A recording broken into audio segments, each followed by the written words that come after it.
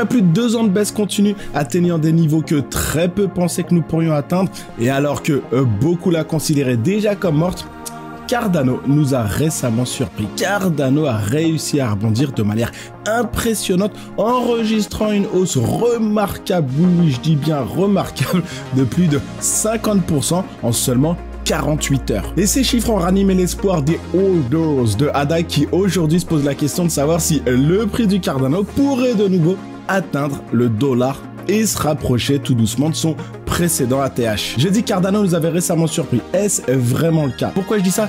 Tout simplement parce que le mois dernier, je vous ai proposé 2 vidéos sur le Cardano, vous expliquant le potentiel de l'ADA, vous disant que le potentiel de l'ADA était toujours là. Et 2, sur mon canal Telegram, je vous avais fait savoir que je m'étais positionné sur l'ADA. Et je sais que certains m'ont suivi, du coup ça fait plaisir. Je sais que certains ont également enregistré un peu de gain. Et dans la vidéo d'aujourd'hui, nous allons analyser cette hausse. Puis je vais vous partager les dernières nouvelles concernant le Cardano qui peuvent expliquer cette hausse.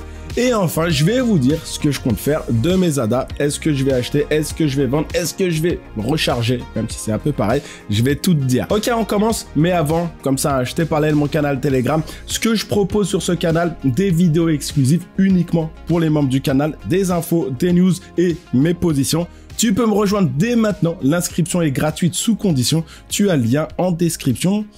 Et c'est tout, on commence. Alors, 27 mois se sont écoulés depuis le 2 septembre 2021, lorsque dans un contexte d'euphorie générale, ADA a réussi à dépasser les 3 $.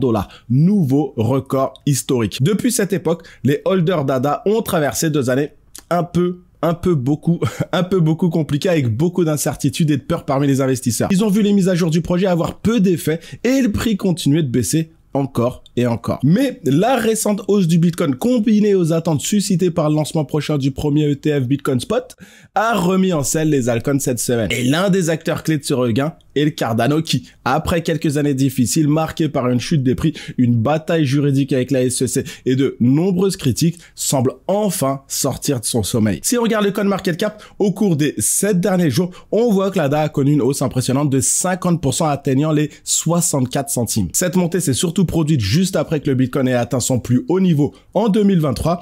Alors le prix de l'ADA est passé de 29 centimes le jour où je vous avais fait une vidéo complète à 64 centimes. Quand je parle de centimes, je parle de centimes américains. Du coup, on va parler de cents.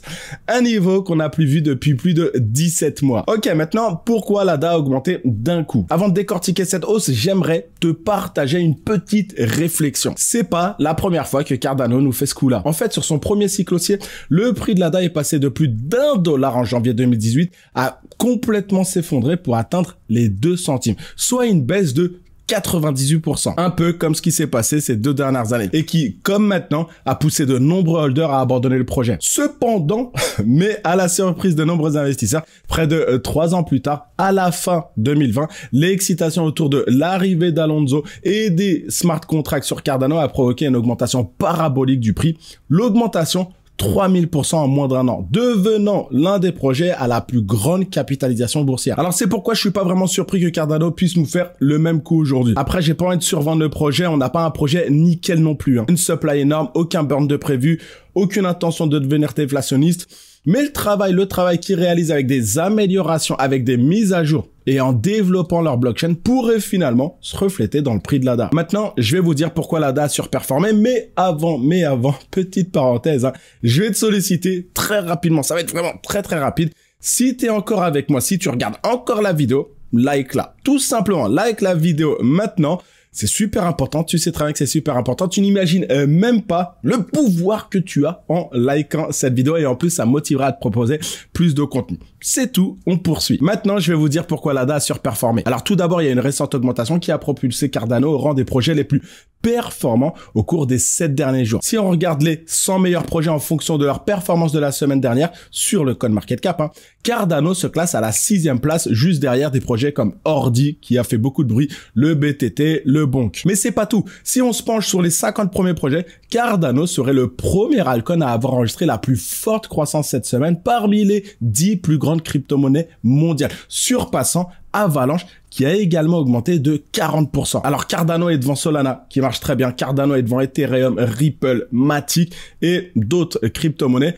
tout en se démarquant légèrement par rapport au Bitcoin. Et c'est important ce que je dis là parce que malgré la forte hausse du Bitcoin et sa domination sur le marché, les investisseurs continuent de croire en d'autres projets et ont commencé à investir dans des projets comme l'ADA, le DOT, le SOL, la VAX, etc.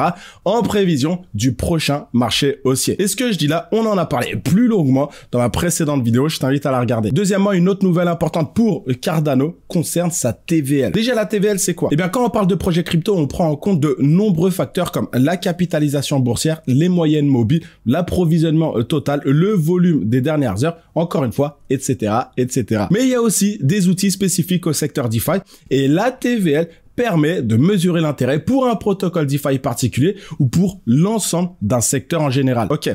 Et la TVL représente la valeur totale des crypto-monnaies qui ont été déposées dans les applications décentralisées d'un projet spécifique. On peut penser au stacking, au prêt, pool de liquidité à des pools de liquidité, etc., etc. Donc, il s'agit d'un indicateur de la quantité de capital sous la garde de ces protocoles, ce qui montre à quel point, et ça c'est important, ce qui montre à quel point ils suscitent de l'intérêt. Et pour faire simple, une TVL plus élevée signifie qu'il y a de l'intérêt pour ce projet. Et en ce qui concerne Cardano, sa TVL a explosé. Sa TVL a connu une forte hausse au cours des derniers jours. En fait, on peut voir que la valeur totale bloquée sur Cardano a explosé en décembre, dépassant non seulement les 300 millions de dollars, mais se rapprochant également des 400 millions de dollars, c'est un peu logique, ce qui constitue un nouveau record historique. Et c'est pas tout parce que si on compare à d'autres projets, cette augmentation l'a propulsé à la 9e place, dépassant Chronos, par exemple, le token de crypto.com, et le plaçant derrière Avax, Optimism et Solana, si je dois en citer quelques-uns. Puis, depuis le dernier pic de prix, Cardano a connu de nombreuses mises à jour et innovations. Pourquoi? Très simple,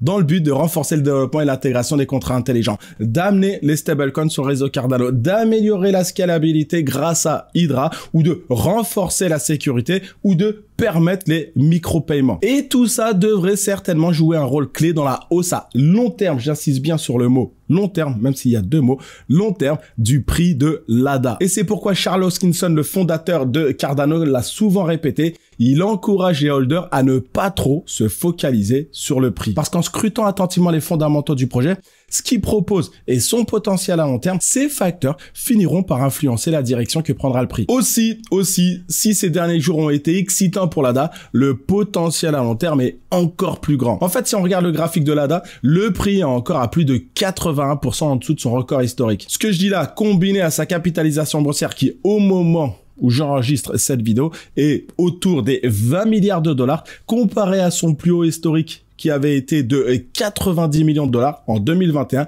nous laisse encore une marge de croissance considérable, d'autant plus que sa supply en circulation est presque à 80%. Et c'est pas terminé, deux nouvelles assez intéressantes que je peux te partager. La première, publiée par l'entreprise d'analyse On-Chain Sentiment, révèle que malgré la hausse du prix de l'ADA, Cardano a connu une diminution du nombre d'adresses détenant de l'ADA au cours des 3 derniers jours. Ce que je dis là, en gros, ça veut dire quoi? Ça veut dire que selon cette entreprise, selon Sentiment, cette diminution indique un changement dans la dynamique de détention de l'ADA. C'est-à-dire que les petits holders de l'ADA ont commencé à vendre plus rapidement, généralement à perte, et que ces tokens passent dans des portefeuilles d'acteurs plus solides, des baleines plus importantes qui, elles, font monter le prix. Et une autre news très intéressante cette semaine également, après tous les problèmes avec la SEC, Cardano a été retiré de plusieurs exchanges, dont Robinhood. Robinhood, un acteur solide aux États-Unis, on est sur une plateforme solide aux États-Unis, un peu comme eToro. Mais surprise, cette semaine, Robinhood a annoncé qu'elle prévoyait d'étendre ses services au marché européen en ajoutant certaines des principales crypto-monnaies,